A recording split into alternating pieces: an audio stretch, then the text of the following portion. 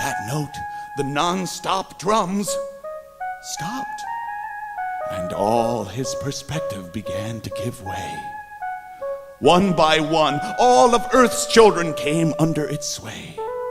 Lilies and poppies, primrose and mint, daisies, dandelions, and hyacinth nymphs, butterfly sprites on gossamer wings, the birds, the beasts, the creepy crawler things, those with coats and jackets and feathers and shells, each and every one came under the spell.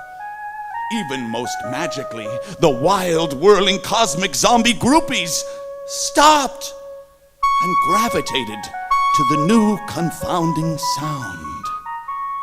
Their bloodshot eyes widened, and they sat down, spellbound, by Marsyas, the little satyr, laying it down. All nature's children were captivated. With croaks and caws and hees and haws from their feral jaws, using paws and claws, they gave applause. And with each ovation, Marsyas absorbed their adoration. They cried, "Encore! Encore! Please play some more!" And so the enchanted troubadour took all the praise for the magical music the horn had displayed. And without any shame, he openly proclaimed, "By the gods, I swear, I am the greatest, and Marsyas is my name. I don't know how I've become a great virtuoso, but now that I am one, I certainly know so."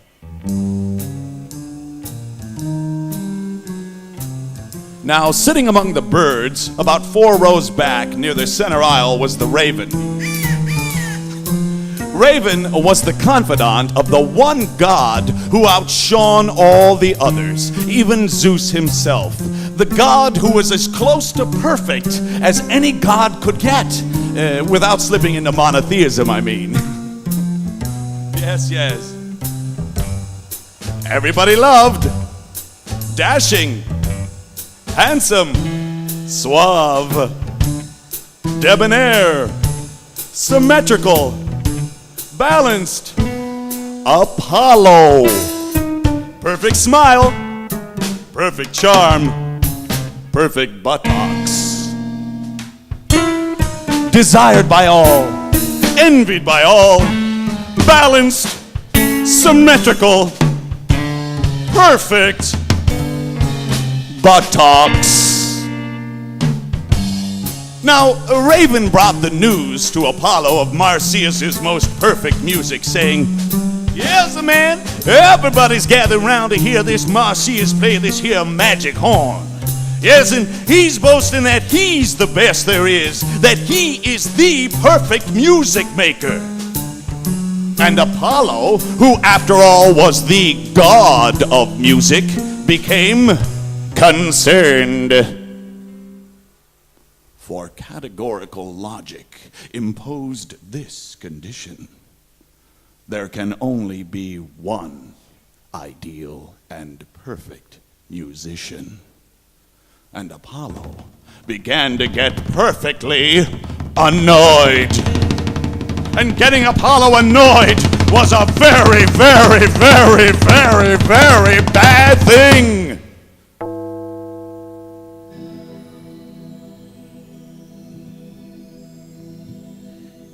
I must diverge at this point and tell you of another time when a mythic being challenged Apollo's claim to supremely flipped, divinely tripped, most perfect music maker. It was that little goat guy that nobody really knew much about. His mother was Earth. That's all we know and understand. That and his unadorned name, Pan. Pan was the god of all wild places where no sandaled foot has ever stepped. Nothing saddled, nothing harnessed, nothing trimmed or sheared. Only nature's inscrutable forms are here. unfolding like whimsy spirals of falling feather down, or current whirl over stone cascade, or random rain painting dry white clay, or seedling finding purchase in the smooth mesa wall, where the ancient red oak tree finally falls, and there's no one near to hear it. In the unmeasured, unknown wilds, this was the haunt of nature's truest child. Pan never needed to heed the call of nature. Pan was the call of nature.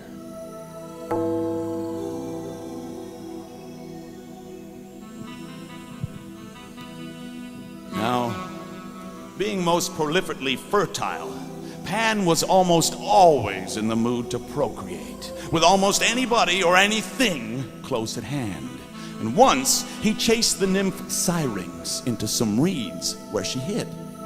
And so he cut those reeds and formed them into his pipes.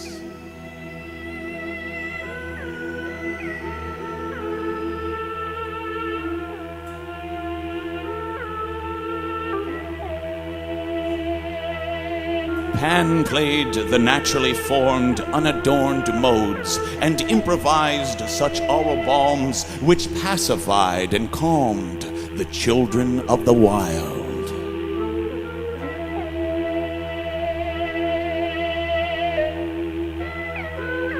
But it wasn't long before Apollo heard it repeated by echo that Pan's melodies were beautiful beyond compare. But could they be more beautiful than Apollo's grandiose arpeggios, so perfectly detailed, his melodious scaffolds ascending heaven's harmonious scale? A more rapturous rhapsody. How could this be? And so a contest was held against Pan's will, and one of the judges was the mortal king Midas, who was the only judge swayed by Pan's haunting pipes. And so, even though Apollo won, he was so stung at being slighted by a king that out of vengeance he did a spiteful thing. He gave Midas the long, floppy ears of a jackass.